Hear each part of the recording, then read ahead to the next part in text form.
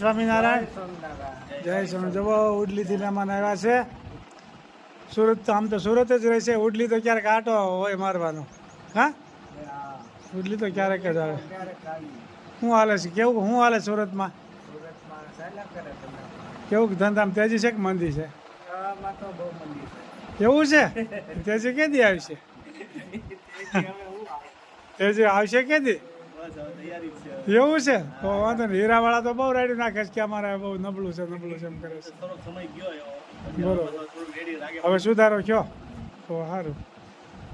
એવો ભાઈ ઉડલીથી મહેમાન પધાર્યા છે. વરે બે વરે ક્યારેક આટો મારવા આવે. જય સ્વામિનારાયણ.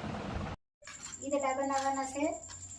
આમાં 3 વાટક્યા ચોખા અને 1 વાટક્યો અડદની દાળ હોય એ પ્રમાણે દળવાની હોય, અને પલાળવા હોય તો એ પ્રમાણે પલાળવાના, અને ગરમ પાણી અને છાશ.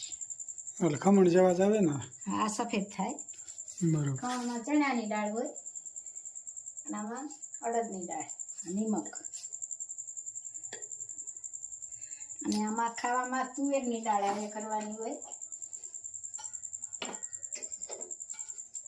અને ખમણની ઘોડે જ પલાળવાના હોય આને. બરોબર. થોડુંક ગરમ પાણી અને છાશ બેવાનું. સરસ મજાના ઈદડા બની રહ્યા છે ભાઈ. ઈદડા નવી નવી આઈટમો, નવી નવી રેસીપી રોજ ચાલુ જ હોય અહીંયા. આ ગરમ પાણી છે. અને બપોરે કરવા હોય ને તો સાંજે પલાળવાના, અને સાંજે કરવા હોય તો સવારે પલાળવાના, એટલે હાથો સરસ આવી જાય.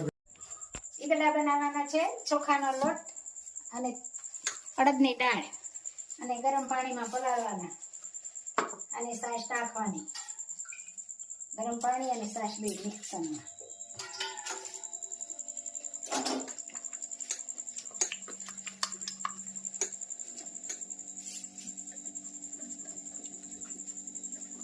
મસ્ત મજાનું પલાળાય છે.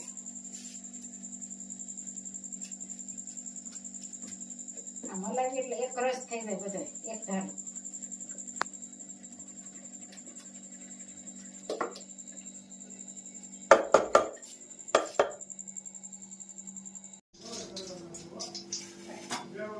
દાળ બનાવવાની છે આજ તો.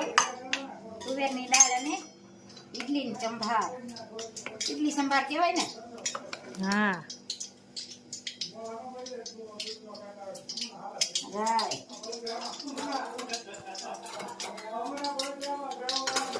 જીરું, મેથીનો પાવડર,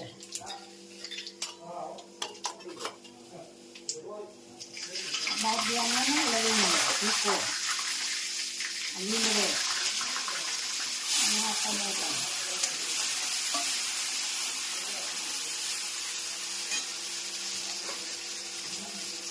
ચટણી,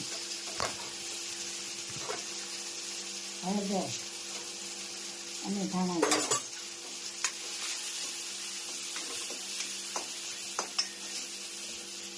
અને આ દાળનો વઘાર.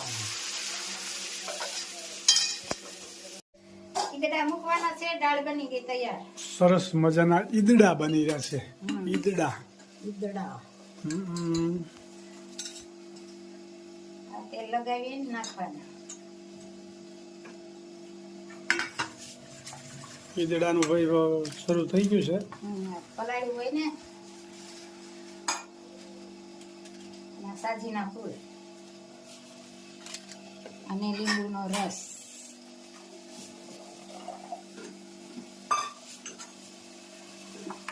સરસ મજાની બેનો કોમેન્ટ કરજો. ઈદડાની રેસીપી અમે આ રીતે બનાવી છે.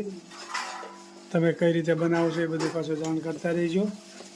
ખૂબ બધી બહેનો ખૂબ સરસ મજાની કોમેન્ટ કરી છે. બધી બહેનોનો ખૂબ ખૂબ આભાર. મસ્ત મજાના ઈદડા બનશે, અને કોમેન્ટ પણ સારી સારી આવે છે. તો બધાનો ખૂબ ખૂબ આભાર. બધાને જય સ્વામિનારાયણ, જય શ્રી કૃષ્ણ, જય જીનેન્દ્ર, જય સિયારામ, હર હર ભોલે મહાદેવ.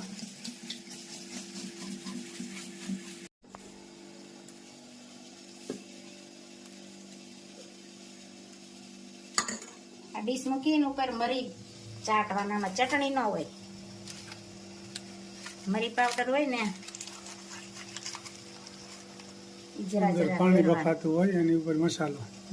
નીચે પાણી હોય પછી પેલા ડીશ અને મરી પાવડર એટલે સરસ મજાના પછી એક ડીશ તૈયાર થવા માંડે.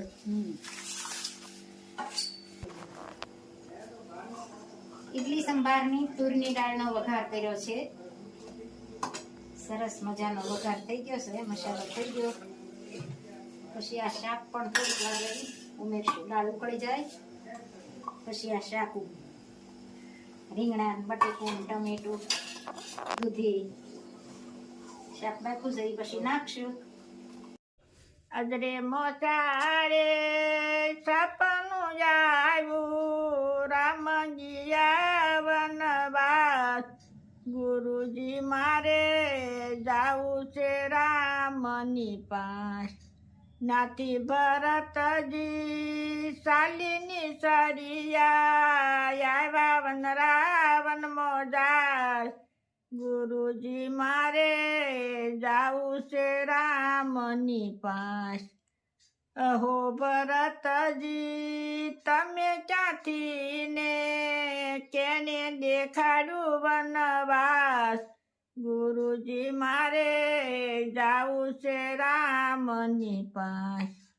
નાથી ભરતજી શાલિની સરિયા, આવ્યા રાવણ મોજાર, ગુરુજી મારે જાવું છે રામની પાસ.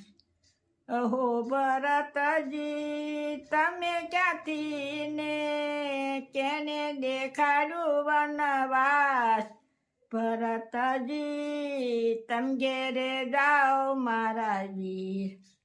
માતા કૌશલ્યા બહુ રુદન કરે છે, ધારણ દેજો એને ધીર.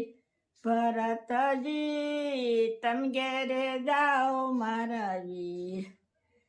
આપણા પિતાને પ્રણામ કહેજો, માતાને દેજો આશીર્વાદ. ભરતજી તમ ઘેરે જાઓ મારા વીર. વાંજિયા હોય એને પુત્ર દેજો, પારણીએ દેજો આશીર્વાદ. ભરતજી તમ ઘેરે જાઓ મારા વીર. ભૂખ્યા રે હોય એને ભોજન દેજો, તરસાને દેજો બોળાની. ભરતજી તમ ઘેરે જાઓ મારા વીર. જય સોમનાથ. જય શ્રી ખૂબ સરસ મજાનું કીર્તન ગાયું મારા ભાઈએ. રામ વનવાસમાં ગયા હતા ત્યારે ભરતજી એની પાછળ ગયા હતા ત્યારે રામ એને વિનંતી કરે છે કે તમે ઘેરે જાઓ અને પ્રજાનું પાલન પોષણ કરો અને એનું બધાનું ધ્યાન રાખો. મારે વનવાસ પૂરો કરીને જ હું આવે, કારણ કે પિતાની આજ્ઞા પ્રમાણે જ હાલવાનું છે. એવા રામ હતા જે કઈ માતાએ જે વરદાન માગ્યા હતા એ દશરથ રાજા આપ્યા એ પ્રમાણે જ રામ હાલ્યા હતા. એટલે આપણે માતા પિતાનું કયું કરવું જોઈએ, કારણ કે રામ જેટલું તો કોઈને દુઃખ પડવાનું જ નથી અને આપણે સહન કરી ગયા એનાથી. રામ કેવા શીલે હાલ્યા હતા ને એવા શીલે આપણે થોડોક હાલવાની કોશિશ કરવી. જય સ્વામિનારાયણ, જય સિયારામ.